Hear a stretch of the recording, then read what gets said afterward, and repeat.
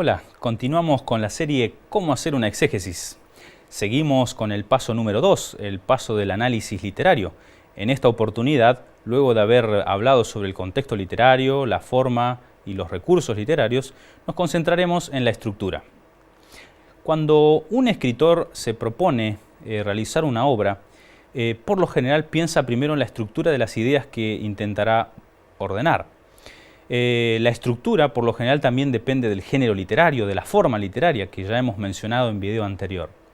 Esa secuencia de ideas, esa manera de estructurarlas, muchas veces forma parte también del mensaje que se desea transmitir.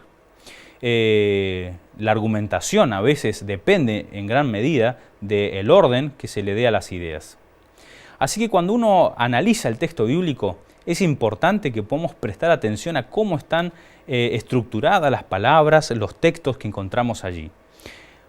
Necesitaremos realizar un esquema, en primer lugar, de la perícopa, para tratar de identificar las ideas principales, el orden, intentar ver qué tipo de estructura se sigue en el pasaje, porque de hecho en el texto bíblico hay algunas estructuras específicas que suelen ser de uso frecuente, como lo podría ser el quiasmo, la quinaá, que es dividir en bloques de 7, por ejemplo, alguna cosa, en una secuencia, el acróstico, cuando se utilizan letras para poder introducir algunas ideas, como podría ser el Salmo 119, y entre otros salmos que también encontramos en la Biblia.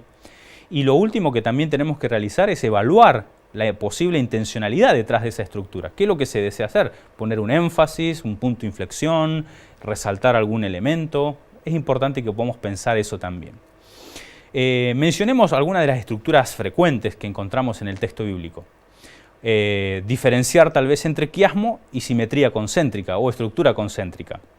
El quiasmo es una estructura en espejo, donde los elementos se van repitiendo, el primero al final y así sucesivamente, dejando en el medio un elemento importante o que se lo considera como punto de inflexión. Lo mismo ocurre en la simetría concéntrica. La diferencia entre la una y la otra sería que en el quiasmo cada uno de los elementos tiene un paralelo, mientras que en la simetría concéntrica se deja un elemento aislado en el centro, que sería el punto de inflexión o el elemento que se desea enfatizar.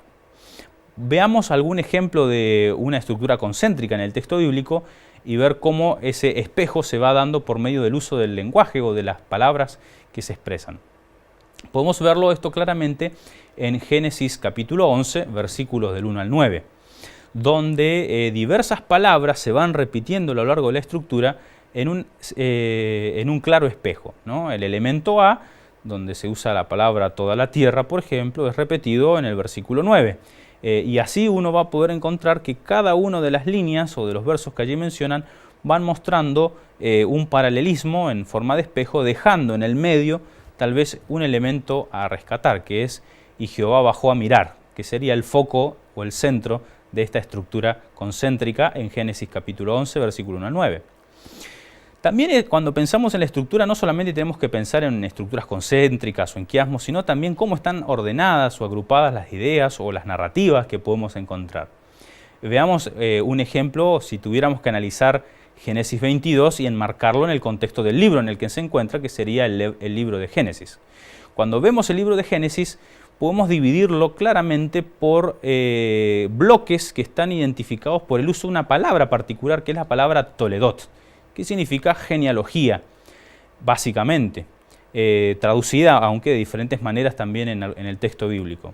Esa palabra que aparece en diferentes partes marca los bloques principales que encontramos en el libro de Génesis y que nos permite hacer la división que ustedes pueden ver allí en pantalla. Si tenemos que ubicar en esa secuencia a Génesis 22, lo haríamos dentro del Toledot de Taré, específicamente dentro de lo que sería la historia del patriarca Abraham, que va desde el capítulo 12, versículo 1, hasta el 25, versículo 11.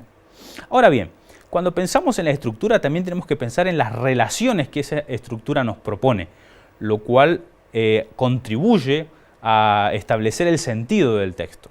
Veamos, por ejemplo, el ciclo de Abraham, ahora concentrándonos solo en el ciclo de Abraham, cómo también ese ciclo posee una estructura específica con elementos que se repiten desde el punto de vista temático y desde el punto de vista lingüístico también, que nos permite hacer algunas asociaciones dentro de los capítulos que componen esta narrativa dentro del libro de Génesis.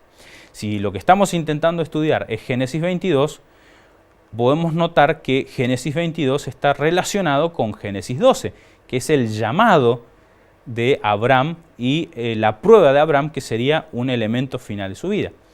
Así que cuando vemos y comparamos estos dos elementos, o estas dos narrativas específicamente, efectivamente encontramos algunos puntos en común. Mientras que en Génesis 12 se nos ofrece el primer encuentro del patriarca con Dios, en Génesis 22 encontramos el último. En ambos se ordena a Abraham con la frase Lej Lejá, que significa vete. Así que esa repetición de la frase que solo se da en estos dos lugares dentro del libro de Génesis nos permite hacer un vínculo muy estrecho entre estas dos secciones. Luego hay vocabulario que se repite y también hay elementos temáticos que podemos asociar entre estos dos capítulos. Así que mientras que el llamado se constituye en la primera prueba de Abraham, el sacrificio de Isaac sería la última gran prueba a la cual se le somete a este patriarca.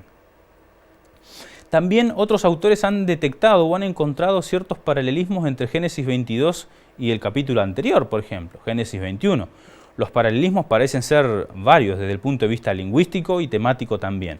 Como lo podemos encontrar allí en pantalla, varios elementos parecen encontrar una contraparte en Génesis 22, lo cual nos permite poner en paralelo estos dos relatos, las dos entregas de los hijos. Abraham tiene que expulsar a Ismael y en el otro caso Abraham tiene que sacrificar a Isaac. Así que hay un punto de vista temático también que une estas narrativas.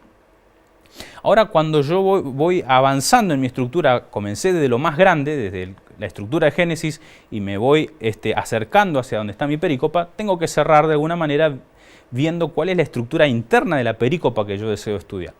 En el caso de Génesis 22, ya Jacques Ducan nos ha ayudado a ver algunos de los elementos que estructuran esta perícopa, desde el versículo 1 hasta el versículo 19, que serían los límites de la perícopa establecidos, y cómo palabras que se van repitiendo al inicio también aparecen al final y nos permiten ubicar el foco, el clímax del relato, no en el momento cuando Isaac está por ser ofrecido, sino en ese diálogo íntimo que ocurre entre padre e hijo mientras suben a la cima del monte Moria. Probablemente en las palabras de Abraham, Jehová proveerá, está el foco, el centro de esta narrativa. Basado también en esta estructura, yo me animo a proponer inclusive otra estructura con algunas otras consideraciones de Génesis 22. Por ejemplo, prestando atención a lo que habla el narrador o lo que se presenta en discurso directo. Eso también nos permite separar bloques de Génesis 22 y estructurarlo de una manera concéntrica, integrando también lo que ya había señalado Jacques Ducan. En el medio, nuevamente, de esta estructura queda el diálogo entre Abraham e Isaac. ¿Sí? Bien, ejercicios para el trabajo de esta sección. Consultar el material complementario sobre Génesis 22, que siempre nos permite ver cómo elaborar el informe escrito sobre este paso. Luego busca información sobre la estructura del libro en el que se encuentra tu perícopa. Piensa primero en la estructura del libro. Luego comienza a pensar en la sección en la que está ubicada tu perícopa. Y, por último, procura identificar la estructura de tu pasaje. Luego hay que hacerse algunas preguntas importantes. ¿Qué relaciones surgen entre tu pasaje y otros elementos del libro a partir de la estructura? ¿Cómo impacta la estructura sobre la interpretación del texto? Preguntas para tener en cuenta a la hora de aplicar los contenidos de este video. Bueno, hasta aquí fue todo. Nos vemos en el próximo video.